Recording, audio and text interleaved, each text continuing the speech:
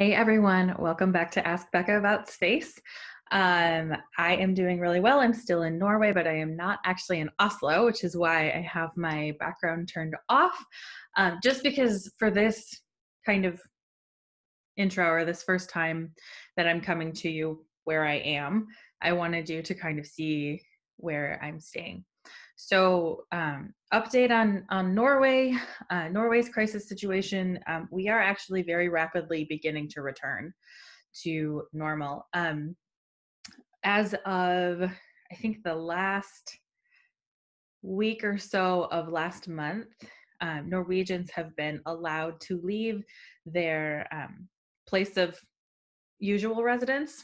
A lot of Norwegians, like a lot of Michiganders, have summer houses or lake houses or cabins up in the woods or up in the mountains. And because we didn't want to overwhelm rural hospitals, the Prime Minister requested that we stay where we're at, stay in Oslo, because the majority of us are in Oslo, in Bergen, or in Trondheim. And so we did that. But as of the end of last month, the Prime Minister lifted that and said that we're allowed to go to the summer houses now. And so because I have a very cute but very small apartment, I chose to leave Oslo in favor of being in this house on an island in the middle of the ocean. So I want to show you a little bit of the view that I have out my window. This is where I'm choosing to live for the next month. It's right on the Norwegian Sea. So you can see the ocean right out the window. And this way you can see another island. And then the mountains behind that island are part of an archipelago called Lofoten. This particular island is called Værøy. And yeah, I'll be here for until about mid-June or so. However, after planning to be here for a month, I learned that as of next week, we are going to start being able to go back to work.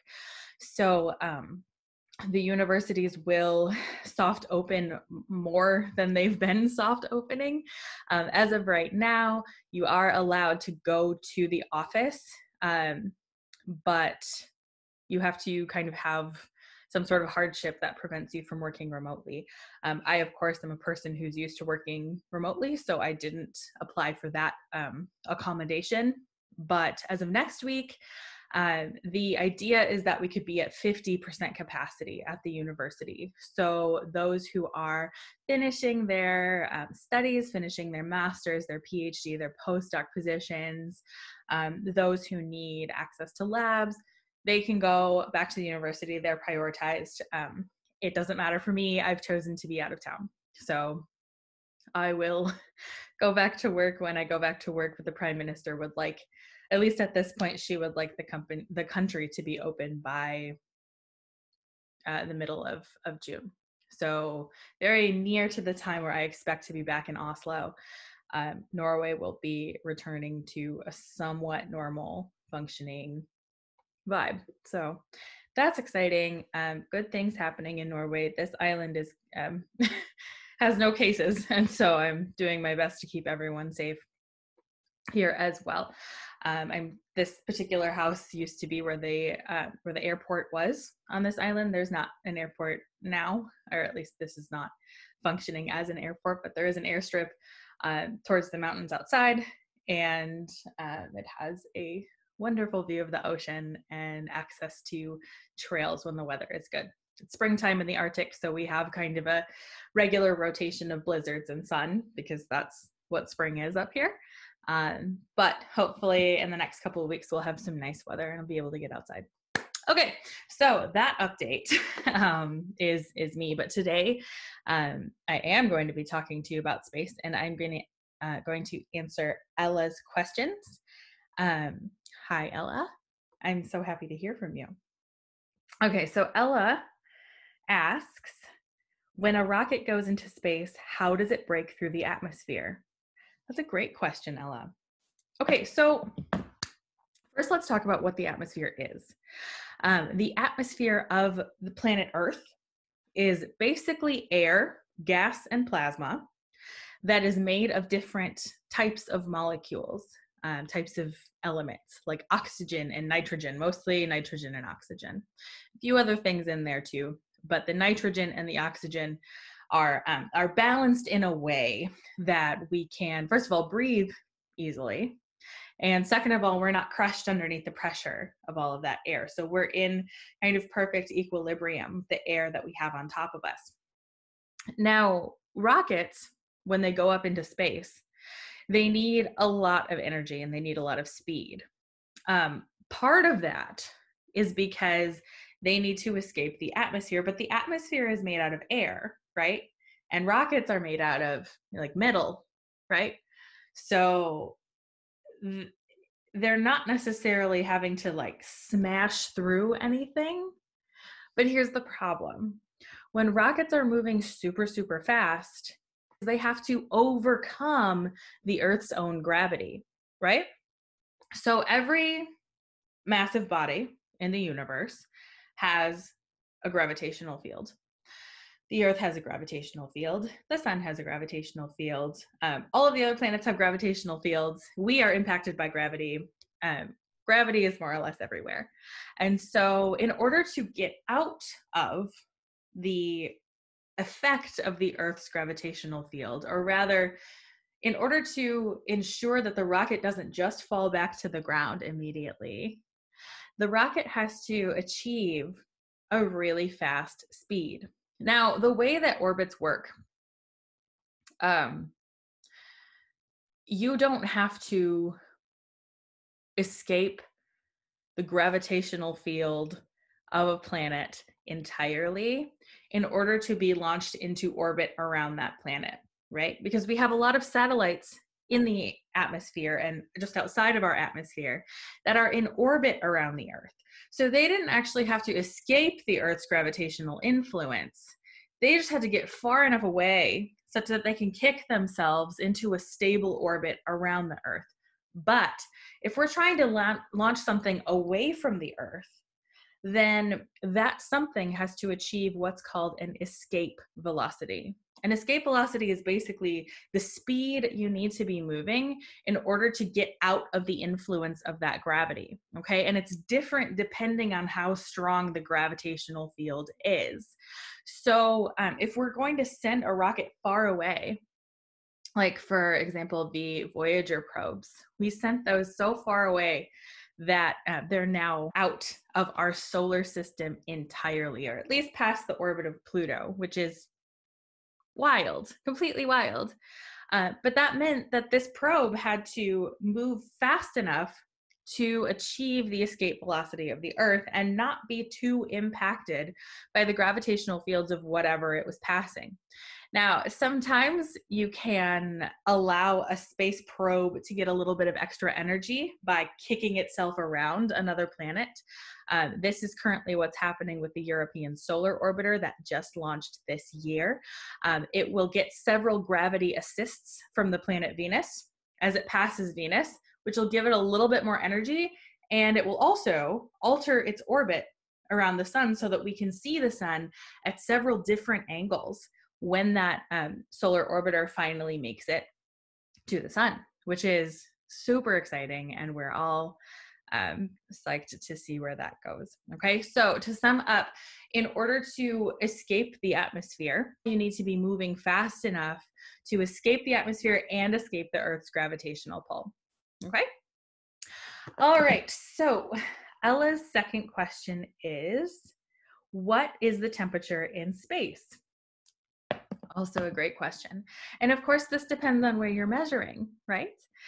So the temperature is different for a lot of different types of astronomical objects. It's different on stars, it's different on planets, it's different depending on how far away from a heat source you are. But generally, in between all of those things is something that we call the interstellar medium, because it is a medium that's between all of the stars.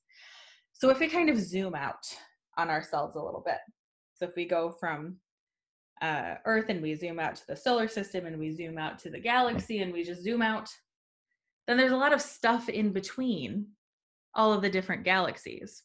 Now, for a while, we thought this stuff is just nothing.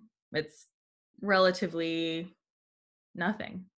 That's sort of true, but it may not necessarily be true, because saying that something is a vacuum is different from the thing that you use to clean your floor in the house, right? But it's the same concept, right?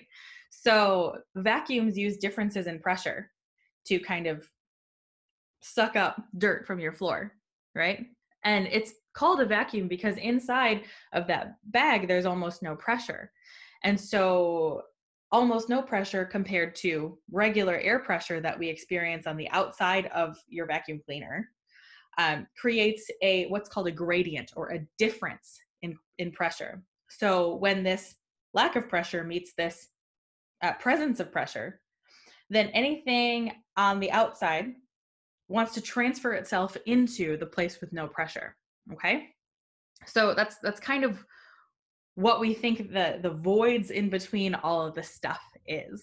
But that would imply that there's nothing there, right? And that's not always true. There's radiation there. There are little particles called neutrinos. There are cosmic rays. There's a lot of stuff in the middle of all the things in space. So what's the temperature? Well, temperature is kind of a complicated concept.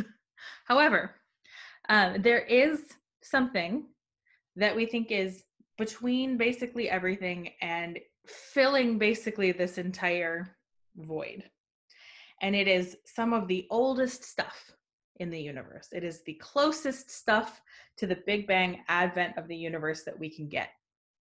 And that was discovered by two guys called Penzias and Wilson. And it is called the cosmic microwave background. And basically what it is it is the remnants of the beginning of the universe. And it's the farthest back in time we can see. And the temperature of that microwave background radiation is about 3 degrees Kelvin. Now we have 3 different ways by which we measure temperature, 3 different units: Kelvin, Celsius, and Fahrenheit. Ella, you live in California, so you're probably more familiar with Fahrenheit. Celsius is used because it's based on water boiling at 100 degrees and freezing at 0 degrees, which makes a lot of sense. And Kelvin is something that we use to measure temperatures in absolutes, because Kelvin does not go negative. You can't have a negative Kelvin temperature because 0 degrees Kelvin is the temperature at which all matter completely stops moving. Okay, so that's the standard for Kelvin. And this cosmic microwave background is just a tiny 3 degrees above that absolute 0. So in Celsius, that would be about minus 270 degrees Celsius. But Ella, in Fahrenheit, that's something like minus 454 degrees Fahrenheit. So it's way, way cold. That kind of temperature is not something that we really see on Earth, right? Minus 454 degrees Fahrenheit. We can't conceive of that type of cold. But generally, we tend to think of the universe as this very, very cold thing with sometimes very hot stuff localized here and there, like stars and galaxies. Okay. So Ella, those were really good questions. Thank you for sending them in. Next week I have Lillian and Lisa is on deck. Okay. So once again, I hope you're fine wherever you are, and I'm wishing you the best from this tiny island, and I'll see you next time. Okay. Bye guys.